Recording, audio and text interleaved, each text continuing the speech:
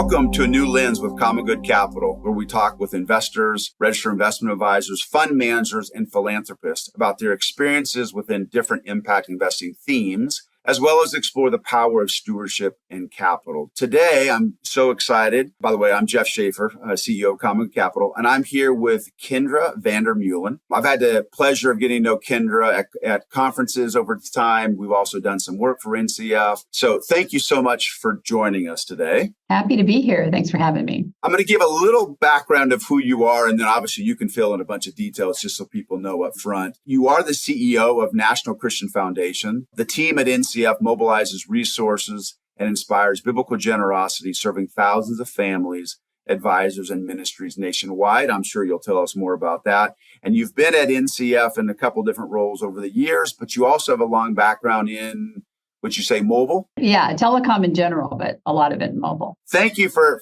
joining with it. Start with this. Give us a little background maybe of where you grew up, where you went to school, and then just a high level of your career so we can get to know you better. So I grew up kind of all over the country. So I don't really have like a hometown like you might think of it. There's no place I lived as a kid that I have family there anymore, for example. But the two longest places that I lived, one was in the Bay Area, and then the other was in the D.C. suburbs, Washington, D.C. suburbs. I went to high school in the D.C. suburbs in the Northern Virginia. And then I went to college in Ohio at a liberal arts college called Marietta College and got a degree in mathematics, assuming at that time that I was going to be a teacher because, I'm old enough that back then that's what you did if you were good at math and science and you were a female. You were a teacher or maybe a nurse. As my undergraduate work was coming to a completion, I, for a variety of reasons, decided that I wasn't going to pursue teaching. And I went to the placement office and looked for every job that wanted a math major. And I won't belabor the whole story, but the best offer I got was from an organization called Bell Laboratories, which was at the time, unbeknownst really to me, the premier research and development organization in the country. Why did this silly little math major from Marietta College, get that offer? The reason was because at that time, they had realized that there weren't enough software developers in the world to write all the software that needed to get written to fix what was going on in the massive AT&T network. This is all before there were any divestitures. Ma Bell was this big, ran everything nationwide, end to end. So they were hiring math majors and then teaching them how to write software. At the same time, they were investing in graduate schools all over the country to get computer science programs stood up. So that was the point in history that I joined Bell Laboratories, and I joined and learned how to write PL1, and then I was transferred to another organization, got in on the ground floor of Unix, the Unix operating system, and writing software in C before there was C++, and before there was all the object-oriented stuff that there exists today. I was a software developer, and then had the opportunity through Bell Laboratories to go get my master's in computer science. And I ended up doing that at Ohio State University and continued my career in the Bell Laboratories environment for 18 years. I was there. But I had a lot of career progression there, ended up holding a variety of positions at a lot of levels in the organization, including the opportunity to leave Bell Laboratories and do an internal startup at AT&T that was innovating what is you would now think of as touch-tone input, voice response, speech input, all that technology on how you talk to the computer and get your call routed to where it needs to go or get your stuff done. We were doing that in 1983, 84, 85, that time frame. I did that, and I got a bug for running businesses. I was like, wow, this is even cooler than running software.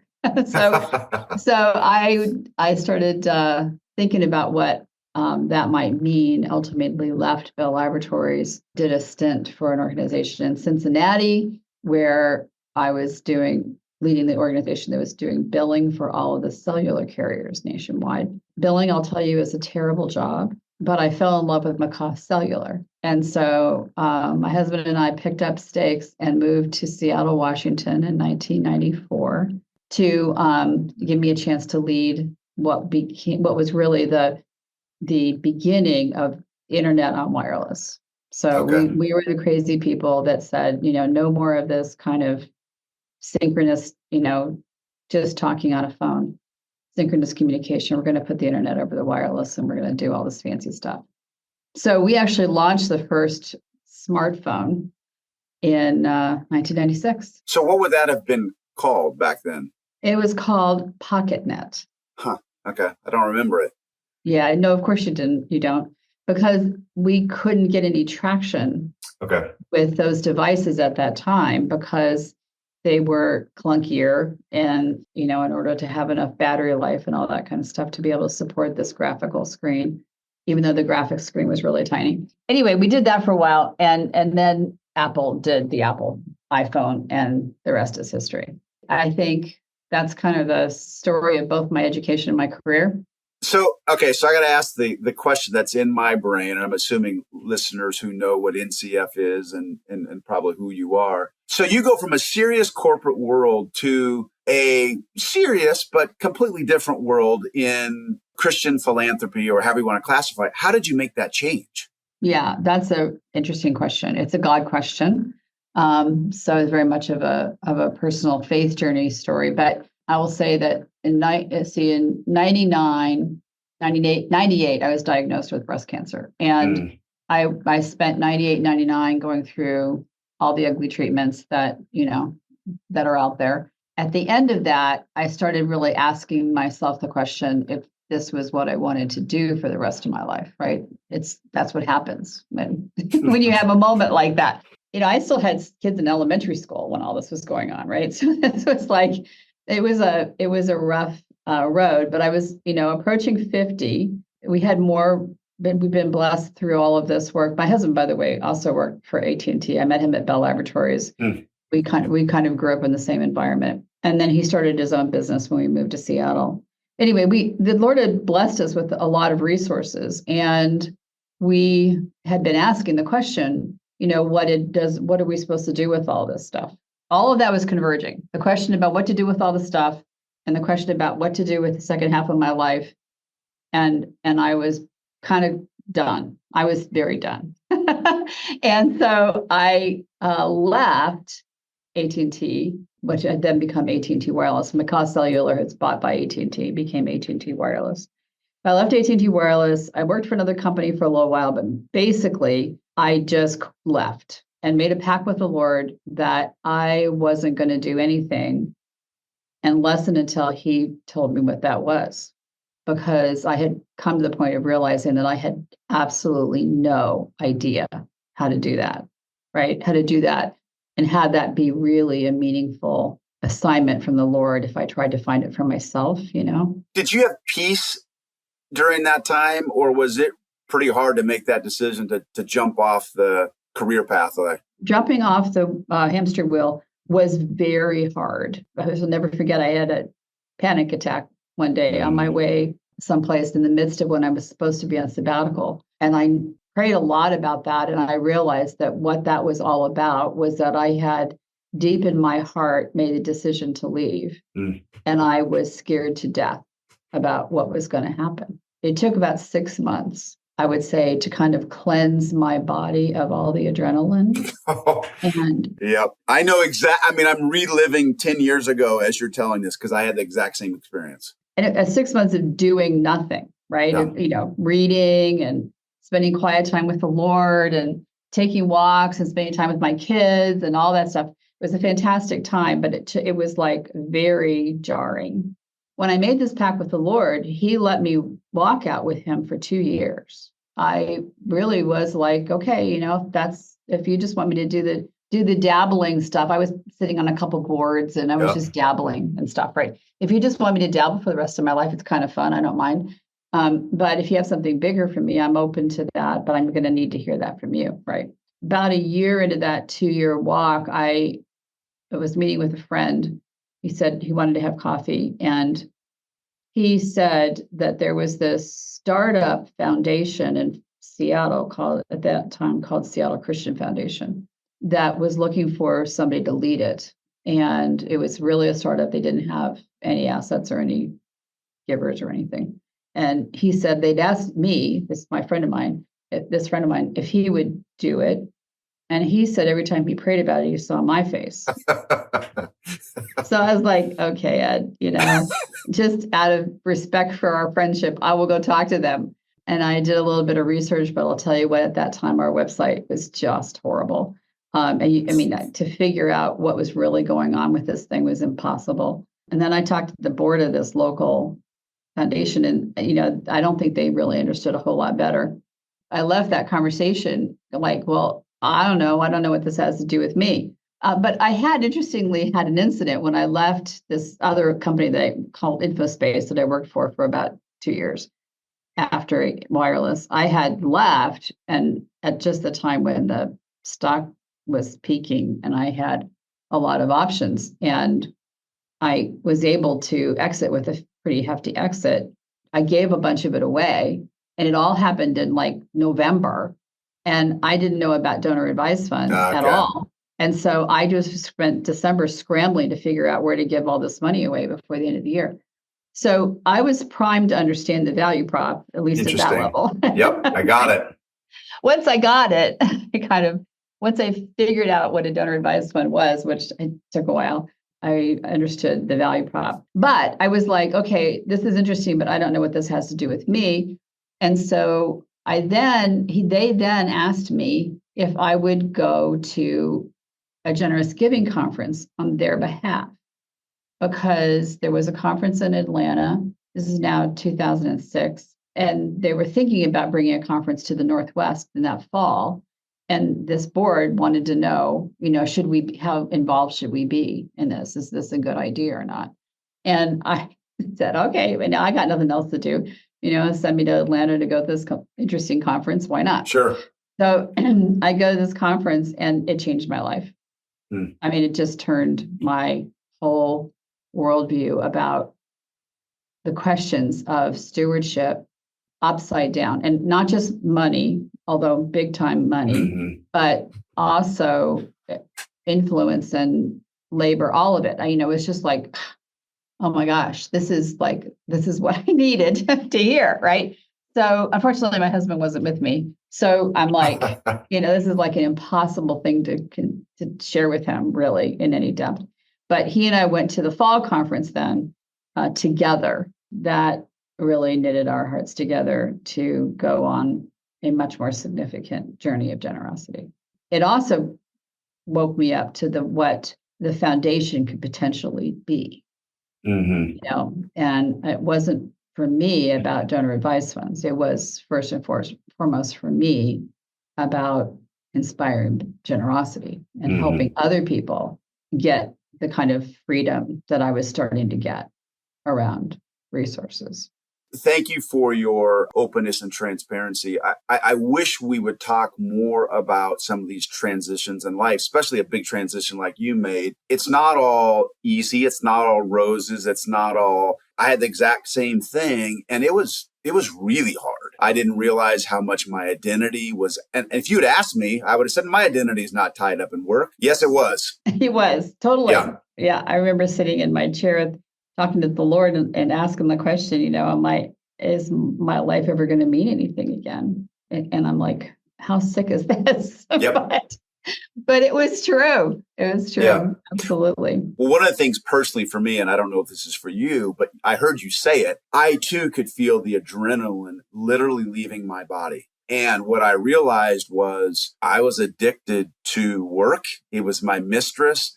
And in the United States, addiction, I got rewarded and paid for, but it was just as destructive as another addiction. Yeah, no, I agree. In fact, I have a talk I've given over the years, I haven't given it lately, on that very topic. And I use that exact word of addiction. I would tell you, I was addicted to busyness, to approval, to achievement.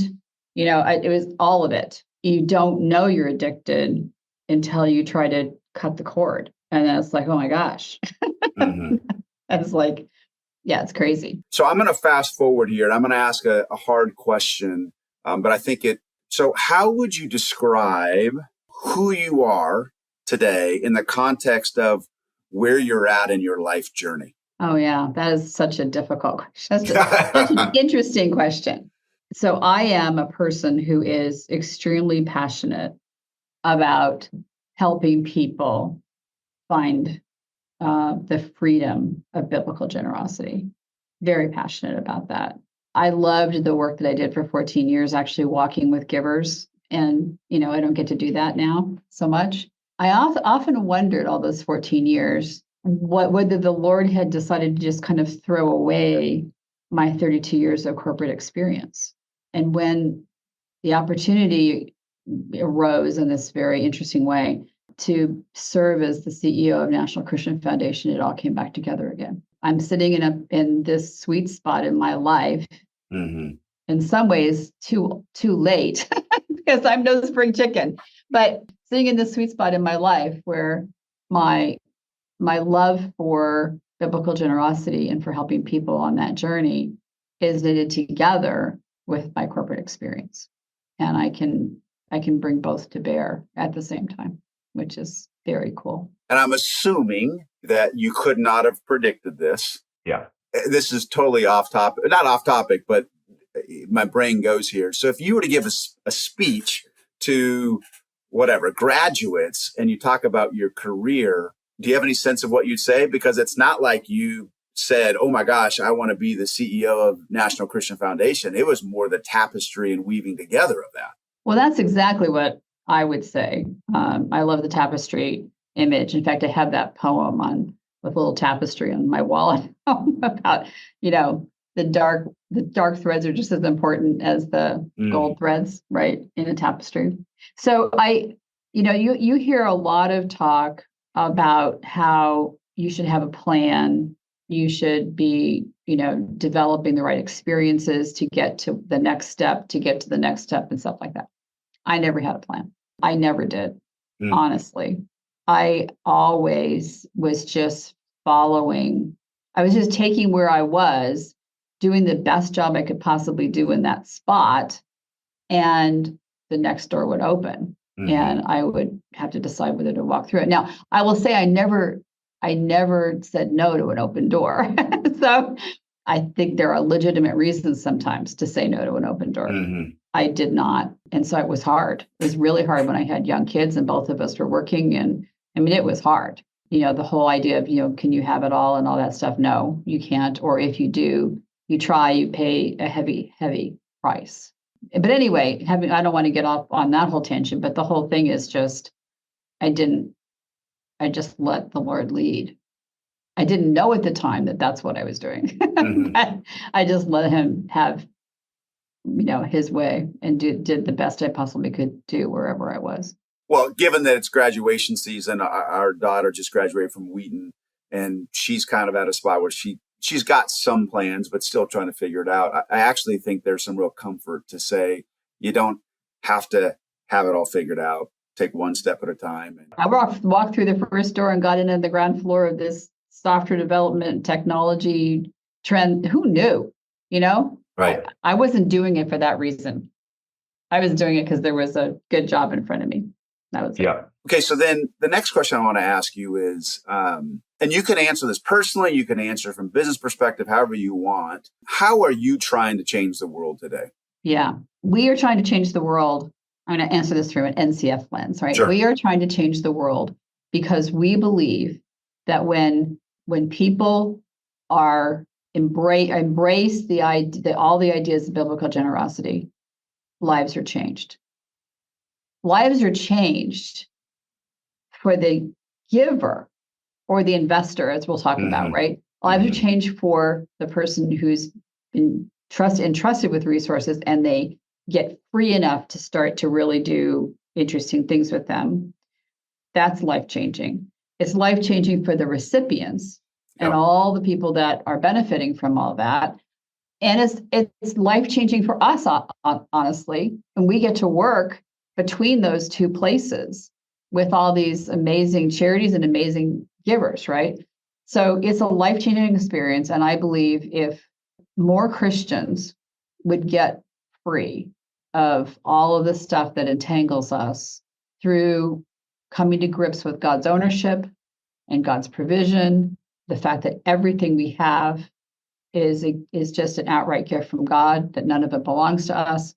And we don't have to be the ones to try to hold on to it and take care of it. It's not our job. It's his job, and we can trust him to be our provider. And then from that place, right, we can start to ask the question, okay, what do you want to do with this stuff, Lord? And what do you want to do with the influence you've given me? What do you want to do with the talent you've given me? What do you want to do with the treasure you've given me, the relationships you've given me, the community I'm part of? All of these things are just a gift. So I think that is a world-changing idea. And if we can do anything, especially in the midst of this great wealth transfer, to scale that idea, we think it's big. I love the way you described that. My wife and I went through that same, I thought we had been through this multiple times, but it was a different level 10 years ago. And you've heard the phrase, but what does it mean to be a steward of our time, our talent, and our treasures? What I didn't realize is this went down to the core. Now I'll probably find out in another 10 years that there's still another core to go down. Totally. It's a journey. We call it a journey for a reason, right? Yeah. It's not something that you stop doing. You continue to grow. And the more you hang out with generous people, the more challenged you are to, continue down that path in new ways. Well, one of the things that you said, and it's actually what prompted me to leave corporate America in the investing world to go over to impact investing, is my wife and I experienced as an investor. Now, I will argue investor, donor, there's a lot of similarities, but in this case, true on the investment side, when we started to align our capital with our values, with a biblical perspective, yes, it was impacting others, and that's a huge thing. But I'm actually probably equally intrigued, maybe slightly more, of what it does to the heart of the investor/donor. And you mentioned that very thing. That's right. A lot of times people misquote the scriptures, but it does say where your money is, your heart will be. Not where your heart is, your money will be. Yep.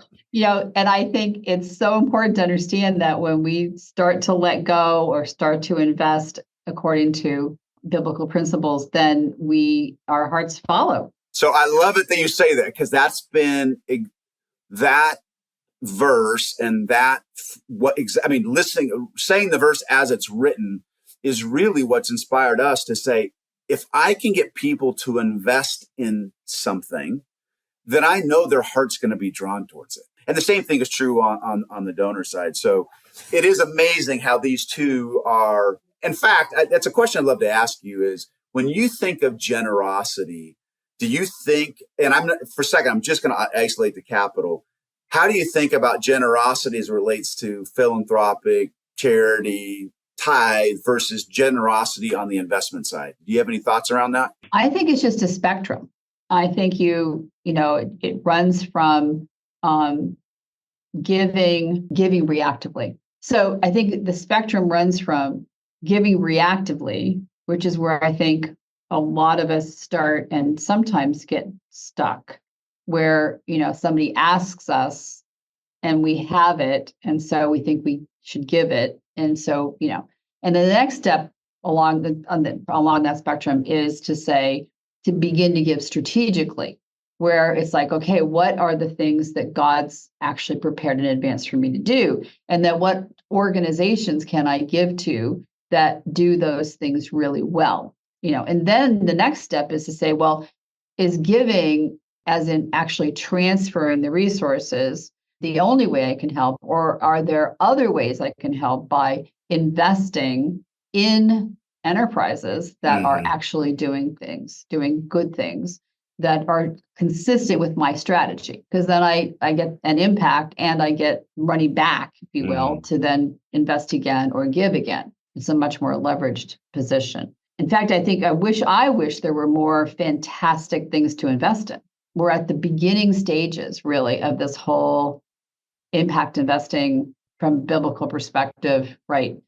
Wave. I think it's very nascent, and I think God's going to do a lot with it. There's more to come. There has to be more to come, right? So one thing that has been impressed upon me over the last several years, and so I want to test this with you, and you can agree or disagree however you want. But if I could change one thing, what I would love to change is, I think a lot of people's minds, giving to charity, and I'm going to leave the church out of it because I think that's a different paradigm, but giving to charity is somehow more holy than investing in a business that's doing amazing work. Yeah, I agree with you. I don't like that. I also hate there's a long held position, which I think people are beginning to come off of. When you give to charity, you don't want to give to overhead. I think that's also nuts. How do you think these organizations are going to do good work if they can't sustain themselves, right? So I think there's a lot of fallacies out there, and the idea that seems to have grown up. And I think it's unfortunately at this moment in time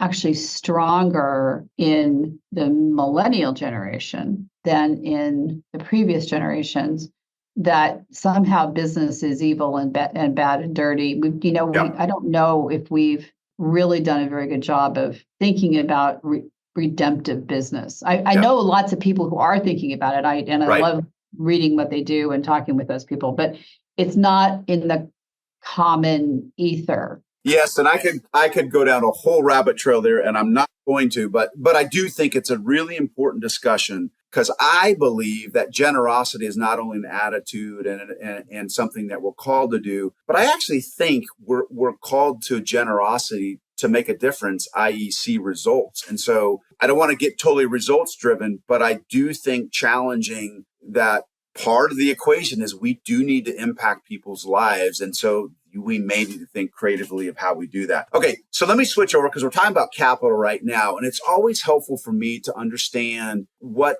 our guest's view of capital is. And usually there is a story or an event that help articulate that. So no pressure. But do you know when you realize the power of capital?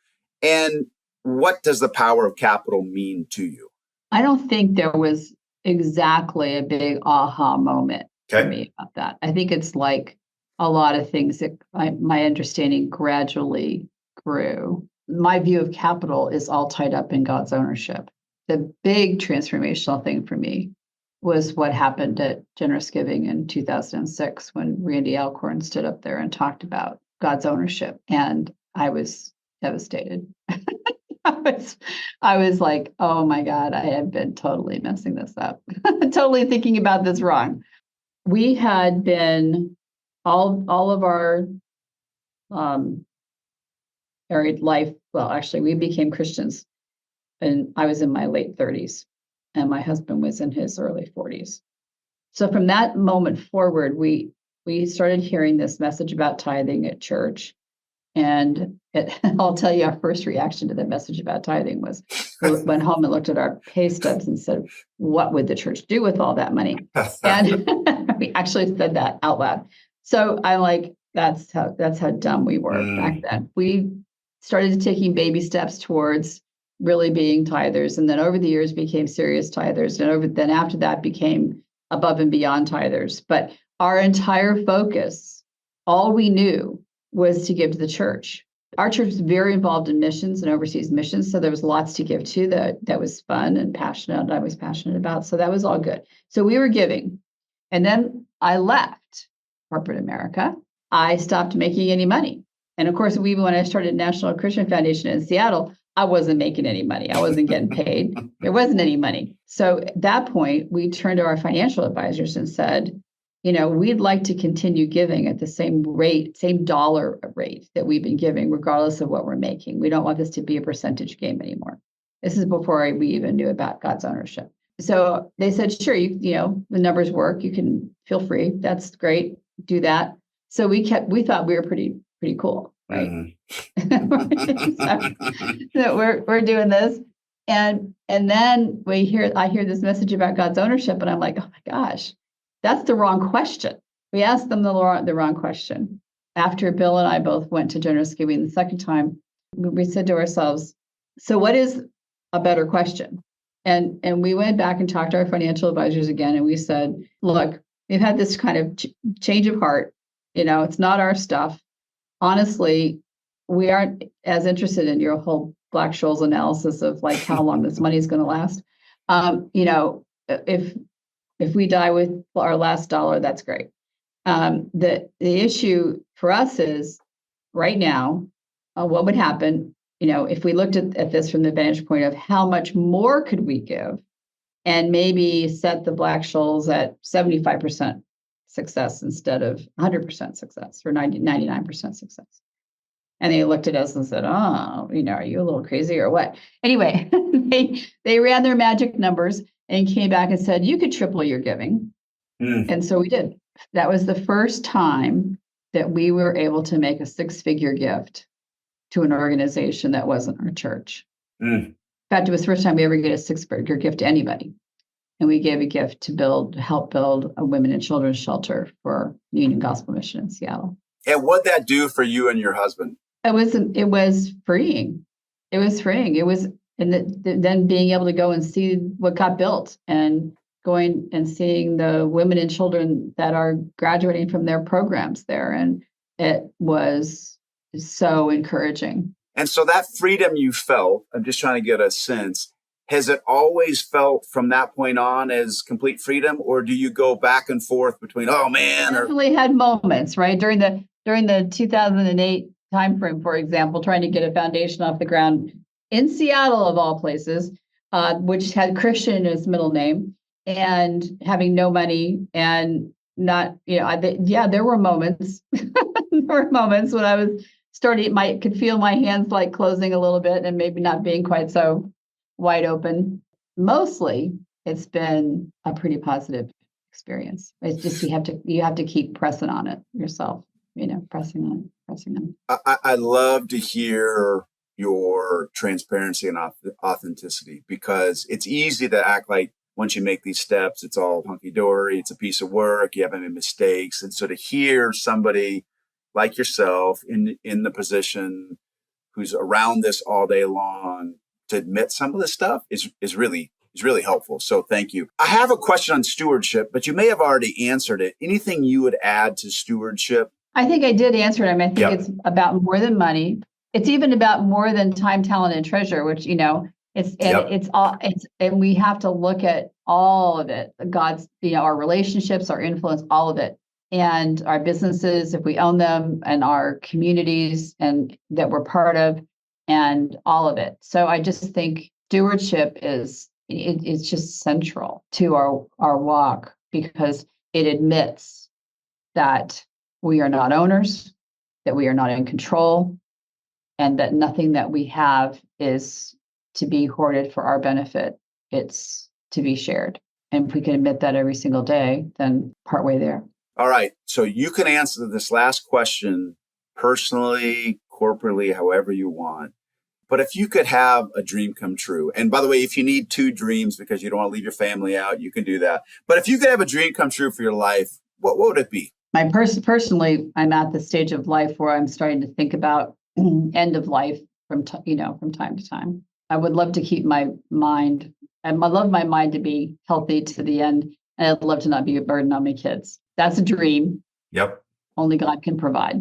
For corporately, I would say we have been doing a whole lot of stuff here at NCF to build capacity and prepare for this great wealth transfer, which we can already begin to see can begin to measure. I would say we're at a stage right now where there's a whole lot of balls in the air, a whole lot of stuff that's been started, but is not done. I would love to be able to be strong enough to be around long enough to see it come to completion and to be successful at raising up the next steward to run this thing. I want to see it come to fruition, and I want to leave well when the time comes, which is a time that only the Lord knows. NCF, because I've been in the financial world for 27 years, and clearly NCF, we would go and we'd see them at booths however long ago. It felt like it was probably 20 years ago. And I'm sure obviously you've been around longer than that. But to see where NCF is today and the impact, especially when teamed up with generous giving, that it's having in the faith community is just awesome. So we're rooting for you. And I'm actually excited to see personally this generosity umbrella get bigger than just charitable, as I know you are as well. And so, we live here on earth and capital does make a difference. And so getting capital to the right people can absolutely change people's lives in unbelievable ways. So we are cheering for you and thank you for your leadership at NCF.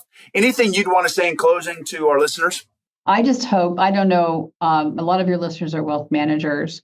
And I know that this whole question of working with donor advised fund providers, of which there are now over 1,000, is a piece of what wealth managers need to do. It's been interesting to try to sort out really of the different kinds of donor advised funds that are out there and what they do. NCF really, in some ways, is much more like a community foundation in the sense that we are local in lots of communities, and we are about impacting those communities through biblical generosity. So we're not, we are a donor advised fund, but transactions are a part of what they do. They're not all of what we do. Our heart is to really be able to partner well with wealth managers to serve their clients who are people of faith, to serve their clients in a deep biblical context. And we hope that the wealth management community can come to see us as a trusted partner, the way givers do. And our desire is to be a trusted partner, to walk with them, the advisor, as well as the givers, and to help everybody in the equation make the most of everything God's entrusted to them. Well, as you do that, the impact, and I'm biased here, but the impact that wealth advisors can have just because they metaphorically have 500 clients or whatever the math is exponential. Thanks so much, Kendra, for joining us. Appreciate your time. I know you're busy. We will be watching to see this transition whenever it happens, hopefully not for many years. And we can't wait to see the fruit of all that you and your team are putting together. And one of those being for the wealth advisory community so they can continue to service their clients in a richer, deeper way. Yeah. So don't forget to subscribe to A New Lens with Common Good Capital on your podcast app of choice. Please rate us and review us on iTunes, Google Play, and Spotify. This will help new listeners hopefully find the show and put them on the path to a more fulfilling portfolio within the impact investing space. Until next time, I'm Jeff Schaefer.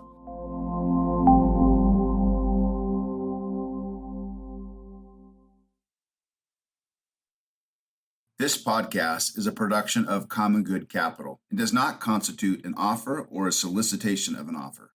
Such offer would only be made through a private placement memorandum. Prospective investors in private placement securities should be aware that making an investment is speculative and involves a high degree of risk, including the risk of losing all or a portion of an investment. Investments of this nature are illiquid and subject to substantial restrictions upon transferability.